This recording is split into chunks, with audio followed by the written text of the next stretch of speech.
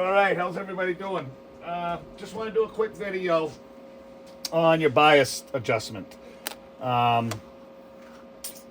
know I've mentioned it in the past that we were going to cover this in depth, and we are still going to do that, but we've just been so busy, and we're still working on the jig to be able to show you some of the differences in some of the MOSFETs that you might get.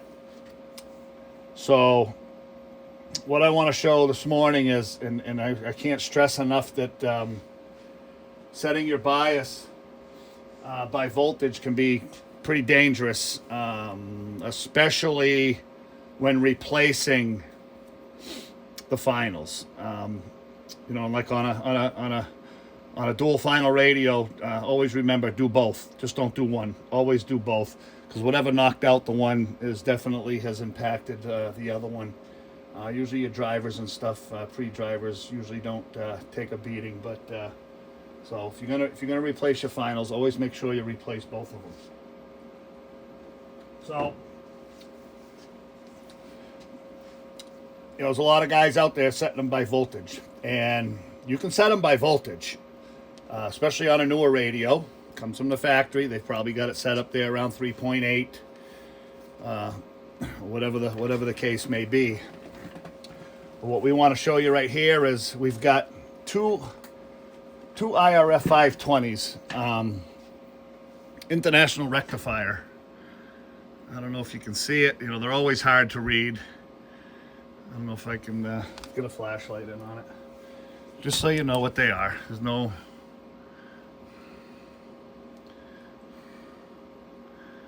Okay, international rectifier, IRF 520, okay? And another international rectifier, IRF 520, okay? So,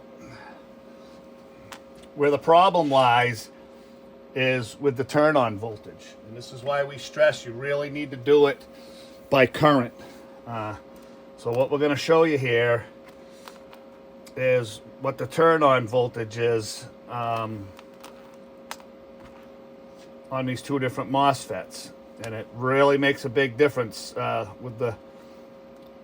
You can really run into some problems when you start doing it just by voltage alone. So most of your data sheets on. Let me see if I can find a data sheet here real quick.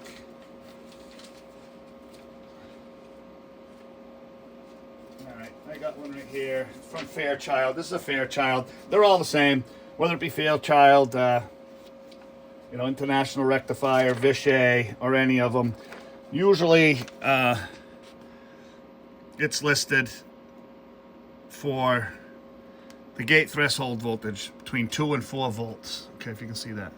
Between 2 and 4 volts, okay? And they come anywhere in between that. That's the standard. When they mass produce these things, that's the threshold that they give, between 2 and 4 volts. So let's just show you what we've got here. These are both IRF 520s, international rectifier IRF 520s. Okay, so you can see this one. If you can see the screen. Try to get it in there in the light so you can see it. Okay, that is a turn-on voltage of 3.8. Okay, now we'll take the other one.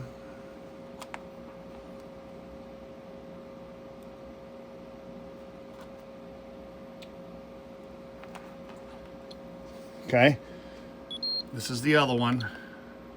Okay, you see that? The VGS on 1.87. So if you get one of these and it's a 1.87, a 1.8, okay, we'll call it, and you crank up the voltage to 3.84 volts, one of several things are going to happen. It's either going to make it through it, and it's going to be a hot runner. She's going to run real hot, or you're going to blow a trace off the board. You're going to blow your regulator, or you're going to blow the final. Okay, there has been some guys One gentleman in particular, he was very humble about it. You know, he went public and asked for help, and he got some help by another tech, and you know, they got him all straightened out. But there lies the problem. He kept blowing the finals up, trying to set it at that 3.84 volt setting, and they kept snapping on him. And I'm just assuming, I haven't talked to him. I've only read the post. I'm assuming he got himself some MOSFETs that had a low turn on voltage. So again, that's why it's very, very, very important to make sure you do it by the amperage and not by the voltage. Okay, as most of you know, the sideband radios come with a mirror board. You know, you go into sideband mode, you take the mirror board out, turn your mic gain down, and you set your bias by amperage. Okay, a lot of your strikers and the newer radios come with jumpers, so you remove the jumpers. Some of the older strikers, you know, you had to cut a trace and resolder the trace when you were done. I know in some of the 497s strikers, you have to remove a capacitor. So there's multiple ways of doing it, and there's also multiple ways of doing it on an AM only radio.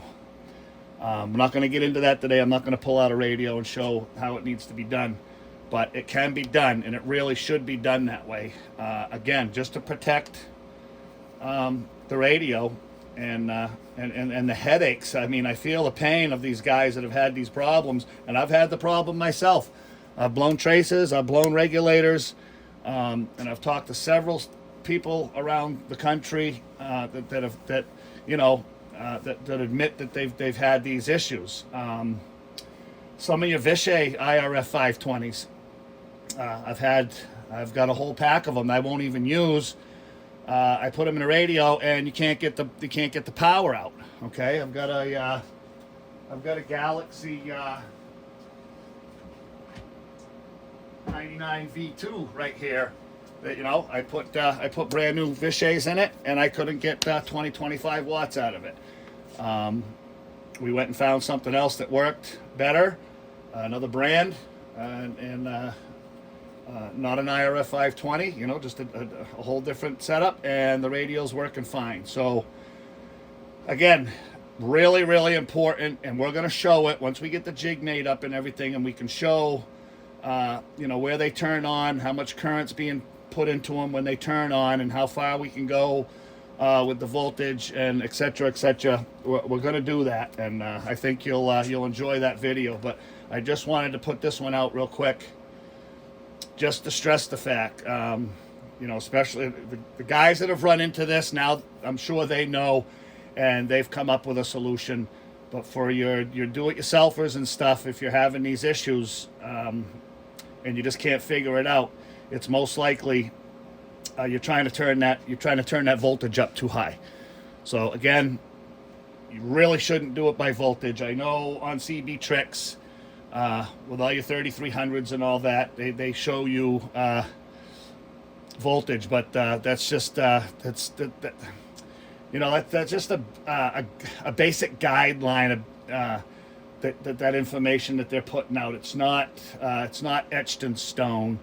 Like I said, on a new radio, you know, they probably get their MOSFET in batches, and they require a certain voltage turn on to the manufacturer, and they won't accept them if they're not at that level, whatever the case may be. I don't know, just guessing at that. But I have had problems.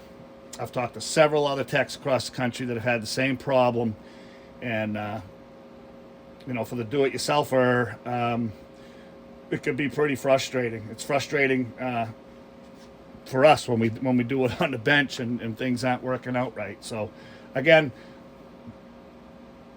you really shouldn't do it by voltage. Can you do it by voltage? You can. Will it work? It will. Will it always work? No. If you do it by amperage, you'll never have a problem. Ever have a problem. You know, and then that's another, you got to experiment with that. Anywhere between 50 and 100 milliamps usually is where everything likes to come in. It takes a little finagling to you know, tune the radio right, get it all right. But that's really the way it needs to be done. So hopefully what I just showed you, one of those MOSFETs coming on at 1.8, the other one coming on at 3.8.